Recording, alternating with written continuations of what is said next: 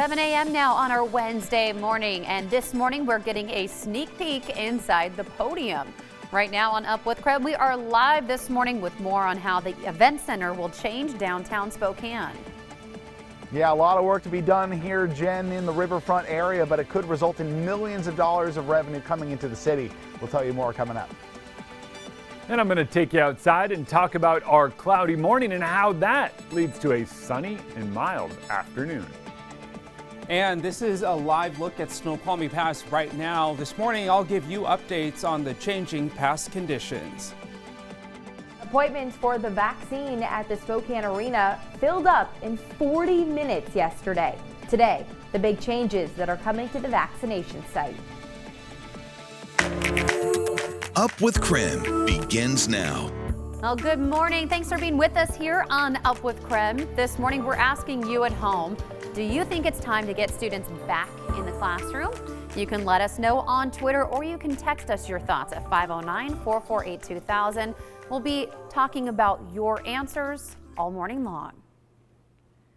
Well, welcome to Up with KREM. Great to have you with us as we kick off the middle of the work week here, 22 degrees. A lot going on this morning, and we'll have team coverage. We have Joshua Robinson in downtown Spokane. We have Tim Pham joining us in the newsroom, and Dana Marie McNichol also back in the studio today. She's been outside the past few days in the cold. But hey, this morning we had to send meteorologist Jeremy Legoo outside to give us the weather report. Hi, Jeremy. Hi, it's for the weather report. It's not payback for sending Dana Marie out. It might be a little bit of payback. It is. She's nodding. All right, turns out it is. All right, well, I guess I'll deal with it. It's not all that bad out here. It's 22 degrees, that is right. But when I look around, I have been called a glorified sky watcher, so let me do my thing. Yes, it looks like at about, I would say 150 feet up, we start to get some fog developing. That fog isn't going to stick around all day, and it's basically a low-hanging stratus deck, a deck of clouds just kind of there. And that's keeping our temperatures mild, 22 degrees. Now, we have dipped enough that we can no longer call this a normal cold temperature this morning. It is now officially colder than normal, and we dipped down to 22. Coeur d'Alene, you, though, are right about where you should be this time of year, and 23 degrees in Sandpoint makes it not all that bad. Now, as we head through the day, we get a quick little, I would say, kiss of high pressure throughout the day today. It just says, hi, I'm here. All right, see ya. So later on today, we get sunshine. And sunshine for just about everybody in the inland Northwest. It's going to be beautiful. But as we head into the day tomorrow, well, clouds build their way back in throughout the day, and that's ahead of our next round of snow, which moves in late in the day. So get outside and enjoy the sunshine today if you can, because not only is it going to be sunny, it's going to be a bit warmer. This is the first time we've climbed above freezing in almost 10 days. Plenty of sunshine to get outside and enjoy, so maybe I'll just stay out here all day long. Maybe. Come inside, Jeremy. All right, I'm coming. All right, let's take a live look now at passes around our area. This is Snoqualmie Pass. You can see traffic moving just fine this morning, but that wasn't the case 24 hours ago as the pass was closed. Right now, we're told from WashDOT that there is snow and slush on the roadway right now, and traction tires are advised. But again, the pass is back open as of 3 p.m. yesterday after a long closure because of dangerous conditions. Now, this is what the state website is showing us this morning. You can see all of that green on the roadway. That means that the roads are good to go and wide open at this hour. Meanwhile, Stevens Pass is a much different story. The pass is closed this morning due to heavy snowfall, avalanche danger, and multiple spin-outs. Now, experts will assess the pass at 8 o'clock this morning to see when they could reopen. Now, let's talk about other passes in our area, including Lookout Pass. It's open right now, but conditions are very slick with light snow. 4th of July Pass also has slush on the roadway, but there is no snow or rain falling right now. The Idaho State Department of Transportation website says friction on the roadway in that area is good right now. And taking a look up north, Sherman Pass has compact ice and snow on the roadway. There is light snow coming down, and traction tires are advised. I'm keeping a close eye on road conditions all morning long for you, and will keep you up to speed. All right, Tim, thank you so much. And this morning we do have some school closures and changes to let you know about. Closed today is the Genesee School District. On remote learning, we have Dayton and Pomeroy. New in the past few minutes, Colton buses, they announced, will be on emergency routes only, but school will be on time. Also, the Clarkston School District is canceling in-person learning. 7:05 now. Well, Spokane's new sports arena is putting the city on the national stage, and it's called the Podium. This morning, Joshua Robinson is live in downtown Spokane to tell us more and give us a sneak peek inside. Hi, Joshua. Hey, good morning, Jen. Yeah, still very much in construction right now here in the Podium, but the goal is to have the November as the time when the doors will open officially for the first time.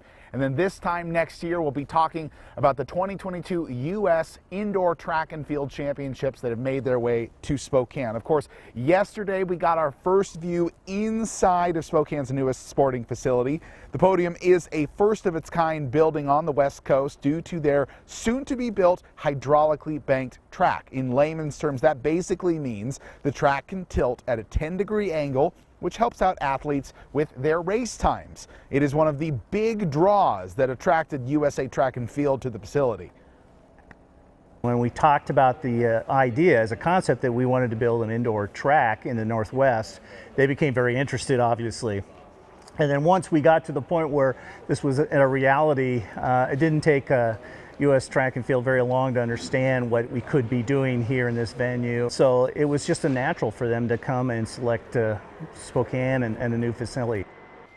Now, another plus of the Podium is its location compared to other track and field venues of its stature, which the organizers say will play a role in the USA Indoor Track and Field Championships, then infusing millions of dollars into our local economy. Most venues of this type are kind of out, in the outskirts of a community. There's a big parking lot. You park your car, you go in, and you're in that building all day. Well, as you can see here, we are in the heart and center of downtown. So the package that we offer here in Spokane is just, it's unbelievable compared to any other city. Now, of course, this facility will be used for a wide variety of events over the years for our region. So really, what sets this facility apart? Organizers say that the venue is going to support the needs of bringing major sporting events into our area here in Spokane. Of course, they say the arena can host large spectator events. The Spokane Convention Center can host conventions, but the Podium now will cater to the specific needs of tournaments. It also has the space to host several courts or fields. However, city officials say the arena and the convention center can still provide supportive space for the tournaments. Now, back out here live, you are seeing the impressive kind of view that it gives over the riverfront property. But if you look over here, you can see there's also a great view looking out over downtown Spokane, a great spot for our community to really celebrate everything we've got in this area. Of course, later this morning, we have more coming up from other sources throughout Spokane in regard to how this is going to plug into the Spokane community. And if you want all of that information sent right to your phone, all you have to do is text the word Podium to 509-448-2000 and we'll get it right to you. Dana Marie? Oh, what a great update for that, Joshua. Awesome opportunity for business here in Spokane. Well, switching gears, the Department of Health will soon take the lead in operating the mass vaccination clinic at the Spokane Arena. The DOH expects to take over by March 1st. Now, this means other local providers will be included in the work to vaccinate the community. A spokesperson with Chaz told us that this transition has always been part of the plan. Chaz had been lying down the groundwork for a mass vaccination site before the governor announced the plans for the site at the arena. Chaz also told us that they're working to make handoffs of the DOH seamless. Now, yesterday, in 40 minutes, all 4,000 available appointments for the coronavirus vaccine this week at the arena were filled. Both online and phone scheduling lines were full less than 20 minutes after appointments opened. The arena was offering first and second dose appointments, but so far more than 10,000 people have received their first vaccination there.